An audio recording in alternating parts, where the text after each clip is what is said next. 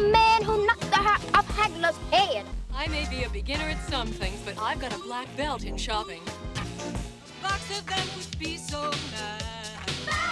Troop Beverly Hills is a comedy movie that can be remembered for its unique portrayal of dysfunctional families. It is not just another camping movie, as it emphasizes the importance of fashion trends and survival knowledge. But despite its glitz and glam, this movie taught an entire generation about the value of friendship, teamwork, and the consequences of procrastination. The multi-talented cast was the driving force behind the powerful themes conveyed through the Beverly Hills glamour. Shelley Long is the queen of 80s comedy. Dr. Jerry Honigman is definitely boffing the blonde. And was undoubtedly the biggest reason this film became a hit when it was released in 1989. But Shelley had been a Hollywood phenomenon long before that. Her stint at Northwestern University studying drama laid the groundwork for her dual career in acting and modeling. She initially started in showbiz, taking root in Chicago, where she thrived as part of the renowned Second City troupe. But it wouldn't be until 1982 that Long's career would skyrocket, with her role as Diane Chambers in the hit NBC series Cheers. Her brilliant portrayal earned her critical acclaim, including 2 Golden Globes and an Emmy. But despite the acclaim, she left the show at the end of season 5 in pursuit of a career on the big screen. It was during this hiatus from TV that she found herself being cast for Troop Beverly Hills at the age of 40. Her film stint would go on for several more years, with notable performances in movies like Irreconcilable Differences, Outrageous Fortune, and The Money Pit, where she starred alongside Tom Hanks. But her waning career was an obvious sign that cinema didn't suit her well. And now, at 74, she is still active in the industry but chooses to take up smaller roles, such as her guest appearance as Dee Dee Pritchett in ABC's critically acclaimed Modern Family. Balancing her career and personal life has been tough. She has had 2 failed marriages, but takes pride in her beautiful daughter, Juliana, whom she had from her second marriage to a security broker. Despite being off-screen, she has a sizable net worth of $5 million that would more than make up for retirement. Although Shelley's career didn't take off until later in her life, the same cannot be said for Craig Nelson. You want some more pizza? I'm stuffed.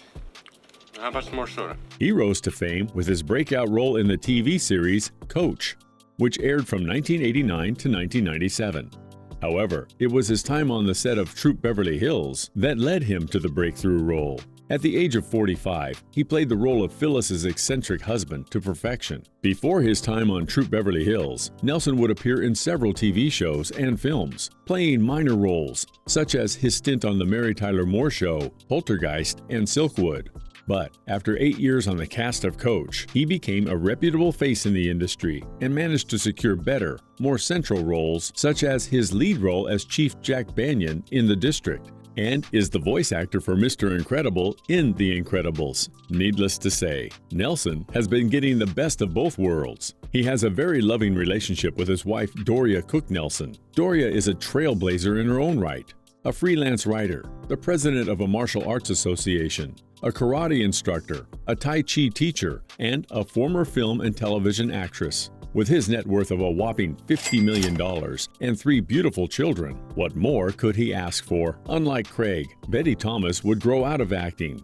Because when we're looking for new leaders, we're looking for a real no-nonsense woman. Feeling that it was too creatively restricted, Betty, if you recall, played Velda, the rival troop leader who tried to sabotage Phyllis and her girls at every step. Comedy was nothing new to Betty, as her big screen debut occurred in the satirical film Tunnel Vision, 1976. Whether it was because she was typecasted or because she enjoyed them, she continued in comedic films like Chesty Anderson, USA Navy, 1976, Used Cars, 1980, and Coming Attractions, 1978, alongside regular appearances on The Fun Factory, 1976. But it was never comedy that gave Betty her big break. Given her 6-foot frame, it is no surprise that she achieved recognition for her role as tough Officer Lucille Bates in the police series Hill Street Blues, 1981. Her performance was electric, and she went on to earn 6 Emmy nominations, 1 for each season of the show, and 1 Best Supporting Actress in 1985. During the 80s, Thomas gradually transitioned from acting to directing. It is usually difficult for Hollywood stars to switch to directing, but Betty managed to do it effortlessly. She gained recognition by directing television shows such as Dream On, 1990, and successful comedies like The Brady Bunch Movie, 1995, and Private Parts, 1997. However, even while occupied with directing, she sometimes found time to act. She was last seen in a full-length feature film at the age of 42 in Troop Beverly Hills. After that, she focused solely on directing, but she left a lasting impression with her final performance. At 76, her sprawling directing career is still evident from shows like Audrey and Grace and Frankie, maintaining her involvement in the entertainment industry. Though she is married to Douglas Thomas, she has no children. Who knows? Maybe she treats her work like her children. It would certainly account for her $10 million net worth. But Betty is not the only actress to make it into the big leagues. Stephanie Beacham might not have taken up directing.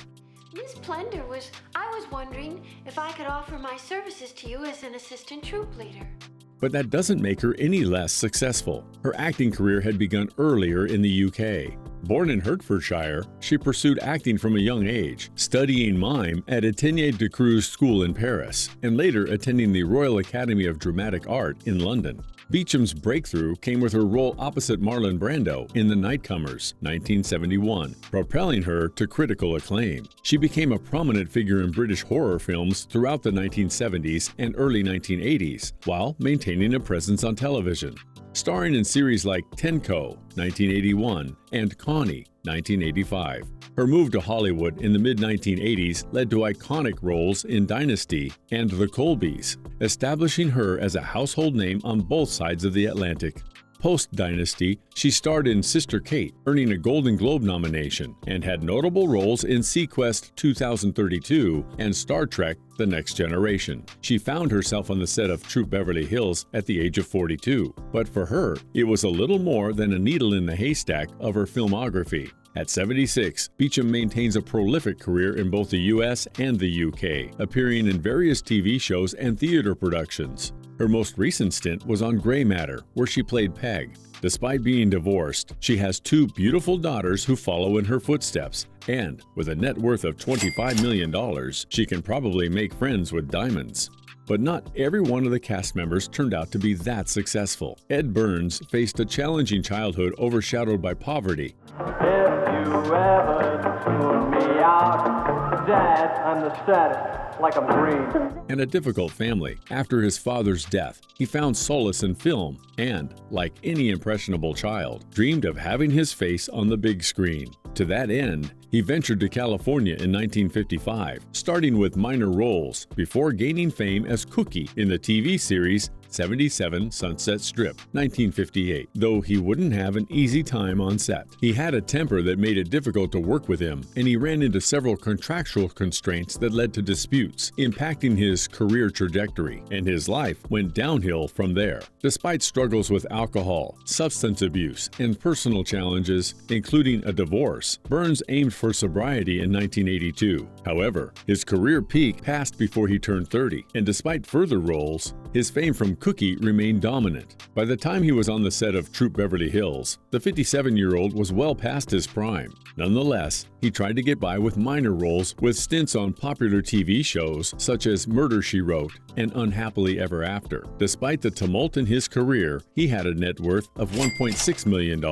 Ed sadly passed away on January 8, 2020 in Santa Monica, California at the age of 87. His son, Logan Burns, carries on the legacy of his father's acting career. But luckily for Carla Gugino, she didn't share the same misfortune as her co-star. She is, by far, the most successful member of the cast. At 15, a modeling agency discovered her in San Diego, leading her to start a modeling career in New York. However, the city proved overwhelming, prompting her to return to Los Angeles. There, at the suggestion of her aunt, Carol Merrill, I've always loved your sex appeal, so come on, baby, let's make a deal. If not, could you... Known for her appearance on Let's Make a Deal, 1963, Carla enrolled in an acting class while continuing her modeling pursuits. She made her television debut in the late 1980s, notably in the series Who's the Boss and Alf. Gugino gained early recognition for her role as Sydney St. James in the sitcom Saved by the Bell during the early 90s, but it was her lead role as Karen Sisko in the TV adaptation of Karen Sisko that garnered critical acclaim. Since then, she has gone on to achieve immense success in Hollywood, making appearances in blockbusters like Son-in-Law, Sin City, Watchmen, and even co-starred alongside The Rock in San Andreas. That's a tsunami. We gotta get out of the bay now. Her brief role as Chica on Troop Beverly Hills when she was 18 was merely a stepping stone that she would use to climb to higher ambitions. At 52, you can still catch her on shows like Leopard Skin and The Fall of the House of Usher. She has been happily married to Sebastian Gutierrez for over 25 years, and though the couple doesn't have any children, they do find plenty of time to enjoy her $15 million net worth. While Troop Beverly Hills didn't necessarily revolutionize the industry in any sense, its impact lies in its ability to entertain audiences and challenge societal perceptions in its own eccentric way. It is a subtle reminder to all that no matter how low or how high your credit goes, there are no perfect families, and we all do the best we can with what we've got.